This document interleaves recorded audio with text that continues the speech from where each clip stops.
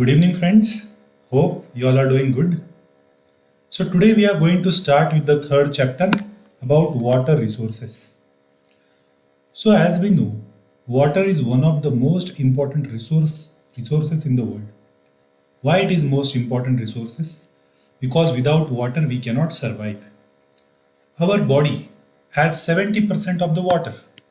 Okay, so you can understand how much important it is for how much important it is to conserve the water or to utilize it generously. So, let us understand these water resources and how they are conserved since ancient time and what we are doing in the modern times and what are the various issues behind the water resources. Let us understand them one by one. So, friends, when we are talking about water resources, there is always need of water everywhere in the world. So similarly, in India, we also have a huge need because we have a huge population. Before independence, pre-independence India, our resources has been damaged a lot because of the colonial policies. The type of vegetation they have introduced, the type of industries they have started, it robbed us with all types of resources, including the water resources. So, pre-independence India, the seed of exploitation of water resources have been sown by the Britishers. Then they started the industries. Then after independence, as we know, entire world was moving towards industrialization. So we also needed to move towards the industrialization. At that time, population was very small, less than 50 crore. So at that time, whatever water resources we had, we thought they are more than enough. That time, rivers were not polluted. Wells were there, good rainfall was there, so we thought we have very good water resources.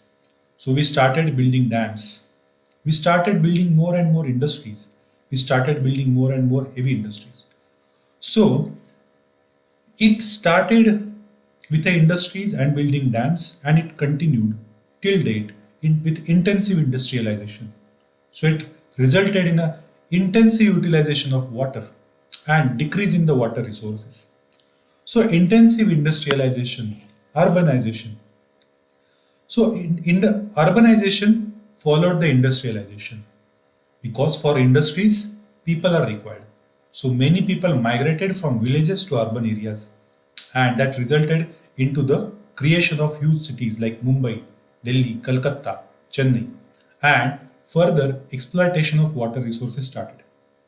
So industries, they are not just utilizing the water for the production purpose, they are also utilizing the water for other purposes. So one of the important purpose is a power generation. So almost 20 to 25% of the India's power come from the water, or that is hydroelectric power. So water is not just utilized for the production process but also for the production of power. Urban areas, as we have seen, so once industries are coming up, along with that hydroelectric power is coming up, along with that urban areas are coming up. When urban areas are coming up, their lifestyle is different, luxurious lifestyle. Getting it? There is no effort for the conservation, so there is only intake of water. There is no conservation of water. So urban areas aggravated the water problem. Slums aggravated the water problem. Buildings, apartments aggravated the water problem. Getting it? So these are one of the important reasons why we are facing the water shortage nowadays. So when we are talking water shortage, so is ancient India also deficient of water? Because if you see, ancient India we have seen very much structure for the water conservation. So what these people did for the conservation of water? So if you see certain example, starting from before the birth of Jesus Christ, first century BC, Seringipura, Sringaveripura, here near Allahabad, here we have found a very good sophisticated water harvesting system. Getting it? So what they were doing, they were channeling the flood water into the Ganga. Getting it? Also, they were harvesting that flood water for the utilization of households. So this is very important thing. Okay. So Sringaverapura is very, very important. Water harvesting system was very prominent in the Chandragupta Maurya period. As we know, Arthashastra written by the Chanakya, and he read this uh, gem called Chandragupta Maurya. So Chandragupta Maurya not only was a very good warrior, he was also very good administrator. So he built lots of dams, he built lakes, he built irrigation system in case of India. Also, if you see South India, like we have Kalinga, we have Chola, we have Pandyas, we have Kakatiyas. Even in Maharashtra, near Kolhapur, there were some ancient dynasties, Rashtrakutas, and so many were there. Okay, so here we found sophisticated irrigation system in these places in the excavation. Just after 10th century, Bhopal Lake was created. So, just we can say before the even arrival of Mughal and Turkish emperors, these Bhopal Lake was formed. Then, in 14th century, okay, 14th century House Khas is a very famous tank in Delhi. If you go, it is one of the very important and famous ancient structure in Delhi. So Hauj Khas was erected in 14th century by Iltutmish near. So this Hauj Khas used to provide water to the Siri fort area. Getting it? So in this way, these in ancient India, these structures were very very important for the supply of water. This information that we have seen is very much important for your prelim point of view. It is also important from our mains point of view. They may ask you, what are the important characteristics of ancient water harvesting systems? Even you can use it for writing your essays. So very, very important from pre-mains and essay point of view. Now, after independence, we started building big dams. We started building multi-purpose projects. So Pandit Jawaharlal Nehru called these dams as temples of modern India. So he said now temples are now ancient time we had temples. Now these temples were the center of economic activities and well-being of the people. But nowadays, because of the colonial era and its impact and rampant poverty, the temples of modern India are nothing but dam. Why? Because water from the dam is going to irrigate your farms. Water from the dam is going to utilize would be utilized for your industries for drinking purpose. So that's why he called them as a temples of the modern India. So now we are not just calling them as a dams, we are calling them as a multi-purpose projects. Because dams means just you are utilizing the water for irrigation purpose or drinking purpose. But multi-purpose project means not just irrigation and drinking purpose, but you are going to generate the electricity. Okay, you are going to start the industries. You are going to control the flood. You are going to use it for recreation, like garden, making the garden along the riverside, making lakes along the riverside. Then for inland navigation, you can make canals using the dams. Okay, and fish breeding. Dams can be one of the important sites for the fish breeding. So that's why they are called as a multi-purpose projects. If you see DVC or Damodar Valley Corporation, it is using all these characteristics.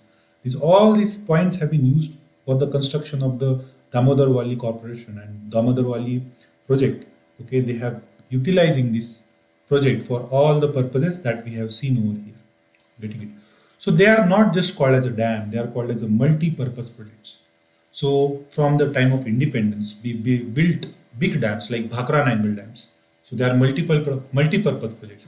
It generated electricity in Punjab, Haryana. It gave the irrigation. It controlled the flood. It is utilized as a navigation for navigational purpose on the Satluj River. Satluj Jamuna link is under the thought process of the government. So these multi-purpose river projects were the most important thing in India after independence. But what happened later? Later, these multi-purpose projects started coming under the scanner of the people. Why? Because the more advantages as they were thought, they come out to be the disadvantages as well. And later, it is found that disadvantages are overpowering the advantages of these multi-purpose projects. So whatever advantages that we have seen over here, Now they are not fulfilling those advantages. They are not fulfilling the criteria. Even they are doing opposite of that. Except few benefits, they are what they are doing. They are doing opposite of that. So what are the negative effects of these multi-purpose projects? First is environmental harm. So we thought they will be very good fish, the very good ground for the fishing. But it is found that as you are storing huge amount of water over here and you are not letting the water go into the river, so what is happening? Water in the river is decreasing. So river bed is full of rocks. River bed is becoming rocky.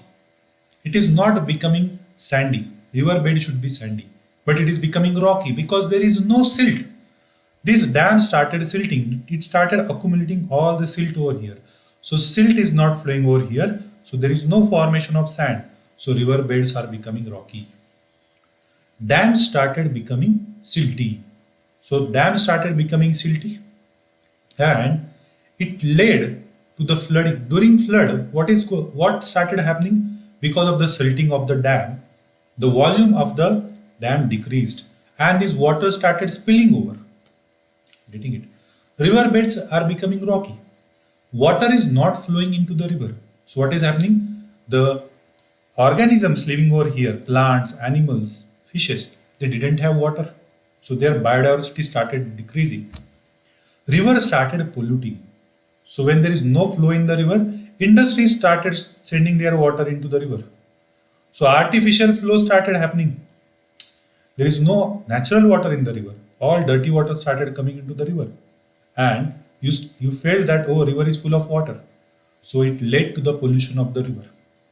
So aquatic life got a biggest harm because of the dam projects. Now, because of the silting, what happened? Floodplains. In the floodplain region, flood became more frequent. River water spilled out and soil and vegetation, forest vegetation went under the dam projects, under the dam water. So what is happening? Fertile soil is under the water, forest is under the water, it is started rotting, it is started producing the methane gas and it started one of the reason for the climate change. So methane production has started. Rotting of the forest started. Flora and fauna got destroyed. River became rocky. Okay, and sediment. So because sediment started accumulating, sometimes what happens to desediment or desilt? What does government do? They flood the huge amount of water from the dam. Along with that, desilting process take place. So sudden silt is started coming into the river suddenly. Getting it? So this is becoming very harmful to the environment. So these are the negative effect of multi-purpose project on the river beds and the river on the environment. Now let us understand what were the negative impact of this multi-purpose project on the people or social life. So everyone knows about Narmada Bachao Andolan. So Sardar Sarovar Dam on the Narmada River. This Narmada Bachao Andolan is running from last few decades. So what is happening over here? So because of these multi-purpose projects, here there is large scale displacement is happening. Displacement of the people living in the catchment area of the river. Also, biggest loss faced by the tribals. So it directly affected their livelihood. It directly affected their employment. It directly affected their living standards. Sometimes they were not rehabilitated properly. So tribals were thrown out of the forest. Villagers were thrown out of their villages. They did not get the proper compensation. They did not get the job. They lost their forest areas. They lost their farmlands. So they became unemployed. So poverty increased in among these people. So they sacrificed their everything in the national interest. Okay. So greatest good of the greatest numbers started happening over here. So local people and tribals were one of the biggest disadvantages under this multi-purpose projects. So One of the important benefit of this project was controlling the flood, but it is found that in some cases that big dams are responsible for the flood. Okay, because of the sedimentation, huge sedimentation, what is happening? Water started spilling over. Water started inundating into the surrounding area because volume of the dam decreased because of the silt, and it resulted into the more flood. So in 2006, flood came in Gujarat and Maharashtra due to the big dams. Getting it? So this project started failing. Then environmental damage we have seen. They started producing the methane gas. So large hydro projects are one of the biggest bane which has been seen from last few years. Okay, so many people are against these projects. So to come over this, so you can see over here how this flood is covering the huge area. So soil is under the water, forest area is under the water. Okay, so silt is, as we have seen alluvial plains. So alluvial sand is one of the sand which is result of the sedimentation flowing through the river. Now sediments are accumulated into the dams. Now this alluvial sand or fertile soil is not flowing into the riverbed. So there is no renewal of soil. There is no renewal of delta region. So what is happening over there? Natural fertilizer is being lost. So whatever sediments used to come, finer particles used to come, organic particles used to come along with the river flow, that is not there. So fertility of the soil started getting lost. So fertility of the soil is being lost, and that is one of the drawback of the multi-purpose projects, that farmers are at disadvantage. Getting it? Also we have seen that projects like Koyna, Radhanagri Dam, okay, in Maharashtra, a huge earthquake rocked Maharashtra in 60s called as a Killari earthquake. So they are saying that is because of the dam. So this is also one of the social side effects of the dam earthquake. Then as water is spilling out, what is happening? It is creating diseases in the surrounding area. Mosquitoes are breeding over there, malaria. Then over exploitation of water is causing the pollution. Getting it? So these are the drawbacks of the multi-purpose projects that have been observed in the different parts of the India. So let us understand certain disputed project. Certain disputed projects have been mentioned. So first is the Sardar Sarovar Dam, as I have told you. So Sardar Sarovar Dam has been inaugurated by the Prime Minister a few years back. So this is going to benefit Maharashtra, Madhya Pradesh, Gujarat and Rajasthan. So Medha Patkar, everyone knows about Medha Patkar. So she stood from the sides of these villagers and tribals who lost their land, who did not get proper compensation, who lost their livelihood, as well as there is a environmental damage, there is a forest damage in that area. They stood for that. So almost Gujarat, 9,000 villages have been, this Sardar Sarovar project will benefit this. So benefits are more. Rajasthan 124 villages. So benefits are more for this because of this Sardar Sarovar projects. So this is one of the important projects, but it has a drawbacks as well. Now, since its height also have been increased, that's 2 years back. Okay, so these things were in the news. Second disputed project was a Krishna Godavari dispute. So Radhanagri projects on the Koyna or Koyna Dam, as we call it as. So the water of this Godavari river or its tributary has been diverted for this Koyna Dam project. So because of that, these Andhra Pradesh and Karnataka, they thought that they are going to get lesser water. So that's why there was a dispute. But mostly this dispute have been solved now. Okay. So they were the disputed rivers. Now, let us understand what ancient India, let us go to the ancient India again. So we have found that water harvesting, rooftop harvesting, rainwater harvesting is one of the important solution to these dams. Instead of centralized water storage in the form of dam, if we do the decentralized rainwater harvesting, it is more useful. So, to come over the drawbacks of this water harvesting system, rainwater harvesting is considered one of the important solution. So, what was the solution in the this solution was used in the ancient India in various ways. So, how they use this? So, they had very huge system for the rainwater harvesting all over the India. In northern India, in western India on the various forts of Shivajis, in the southern India, in the western India like drought prone region like Rajasthan, even currently the worst drought hit regions of Bundelkhand, they had these water harvesting system. It is said that almost we had 1250 kinds of various water harvesting system in ancient India. Currently, we have two or three water harvesting systems. You have dam, you have canals, you have rivers, you have lakes. But ancient time, we have almost 1250 ways of water harvesting. So let us understand this water harvesting system in India. So ancient people had in-depth knowledge of water harvesting system. They had in-depth knowledge of how much rainfall their region receives, how their rivers flow, in what months they flow, how much amount of water flow through this their rivers, when they flood, when drought comes. They had in-depth knowledge of all these things. Not only just the river water or surface water, they have in-depth knowledge of groundwater as well.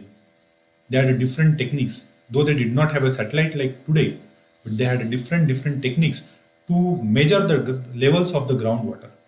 Getting it? So they devised the different rainwater harvesting systems. So let us understand these different systems in different parts of the India.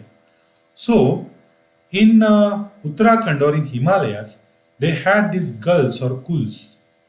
So what used to happen when North Indian rivers used to flood? They made these gulls or kuls, type of very narrow channels from their rivers to their homes or their villages. So from rivers to their homes, from rivers to their home, this water used to come from these gulls or kuls in the western Himalaya. They used to use it for the agriculture purpose. In West Bengal, they had inundated canals. So you can see these inundated canals. So from Ganga, Hooghly, these type of rivers, they brought these inundated canals to their farms, their houses. So they irrigated their fields. Getting it? Similarly, there were local rainwater harvesting systems in the Rajasthan. So Rajasthan, so Himalaya was a water surplus region. Rajasthan is a water deficient region. So what they did?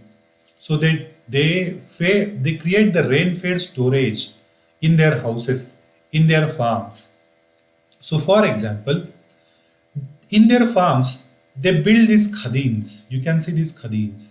So with the stone, they build this khadin. So this used to be catchment area. Water used to come like this and used to accumulate in these khadins.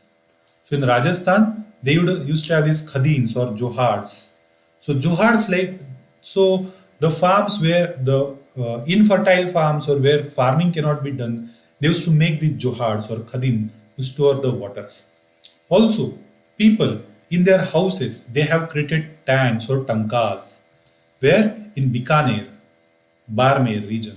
Jaisalmer region, they had these khadins and johards. In Barmer region, they had tanks or tankas to store the rainwater.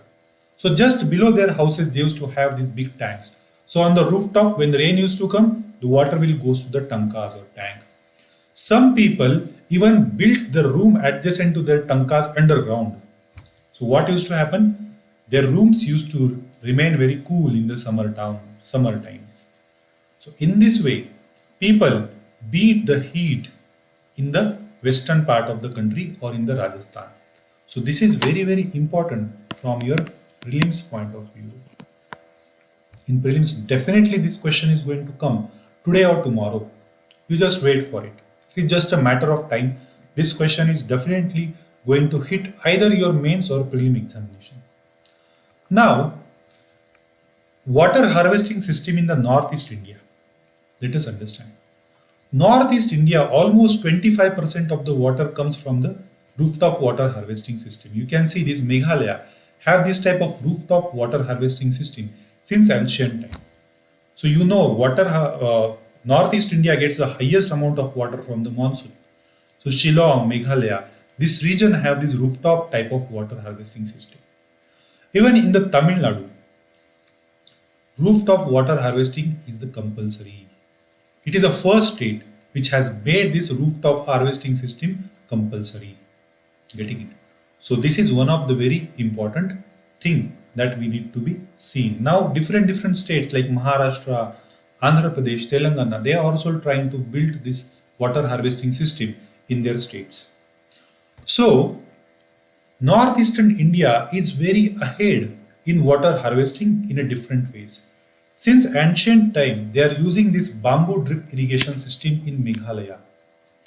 Meghalaya is very famous for these bamboo root system. Even they have a bridges made up of tree roots. So the tree roots they converted them into the bridges. Tree barks they converted into the bridges. Okay.